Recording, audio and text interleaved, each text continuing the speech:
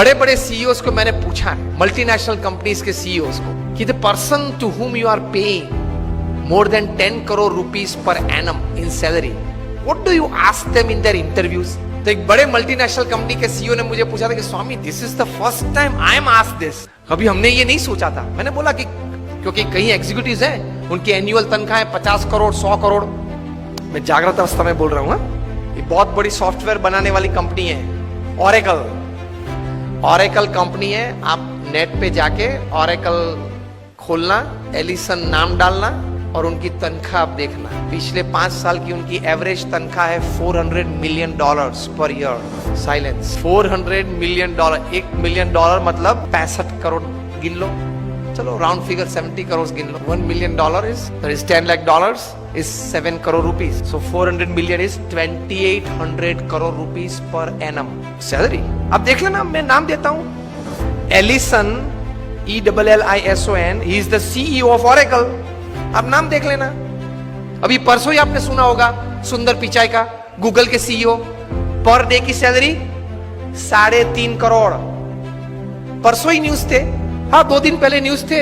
Last year financial year की पूरी salary उनकी 1285 करोड़ थी। हम दिल्ली में एक फंक्शन में साथ में थे, मंच पे बैठे थे। मैंने उनको पूछा कि दोज एग्जीक्यूटिव्स हुम यू पे मोर देन 10 करोड़ और 25 करोड़, उनको इंटरव्यू में आप पूछते क्या हो? क्योंकि उनके पास डिग्रीज तो एक्स्ट्रा ऑर्डिनरी है। He is a double MBA from LSE और हार्वर्ड। एकेडमिक्स तो पूछना नहीं है।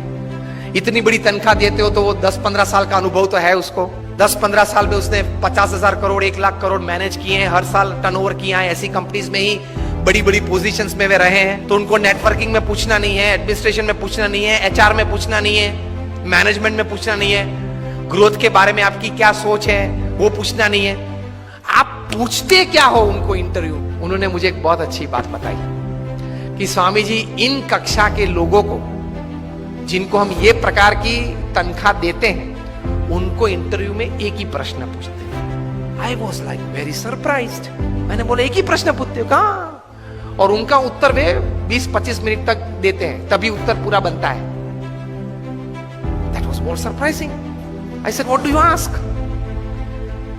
He said, हम एक ही प्रश्न पूछते और ये पूछते हैं, describe a big failure in your life and how did you handle it. प्रश्न क्या पूछते हैं इन कक्षा के लोगों को? Describe a big failure in your life. आपके परफॉर्मेंस के बारे में हमें कुछ पूछना नहीं है कि मैं पहली कंपनी में था, वहां 200% सेल बढ़ा दिया, दूसरी कंपनी में था, वहां 500% ग्रोथ कर दिया। वो हमें नहीं सुनना है। वो था आप लोग सब जो यहां बैठे हो, जो इंटरव्यू वाले देने आए हो, जिनको हम ये तनख्वाह देने वाले, सबके पास ऐसी परफॉर्मेंस स्टोरीज है, ये कॉमन है, ये हमको नहीं पूछना है। पूछना क्या है? Describe a big failure of your life and how did you handle it. Simple. Performance से आपका कैलिबर का टेस्टिंग नहीं होता। वो तो किसी को भी चांस मिल जाता है, प्लेटफॉर्म मिल जाता है तो कूद लेता है। How did you handle failure? How did you handle a setback? How did you handle a fall in your life?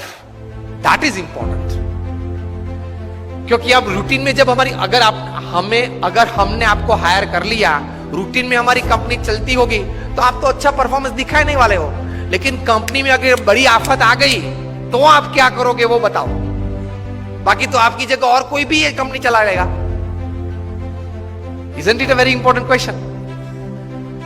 उसमें वो मल्टीनेशनल कंपनी के सीईओ ने मुझे बताया कि स्वामी, इसके उत्तर में उसको 20-25 मिनट हम देते हैं और उसमें भी हम ये जांच करते हैं कि किस प्रकार के विचार और प्रैक्टिसेस उसने अप्लाई किए, वो साइड में रखते हैं। किस प्रकार के एटीट्यूड्स उसने उस वक्त रखे, उस पे हम गौर रखते हैं। What we see in his answer is not what he thought during failure, not practicals what he applied to come out of that failure. What we see is what type of attitude he kept when he was a failure, when he met failure in his life.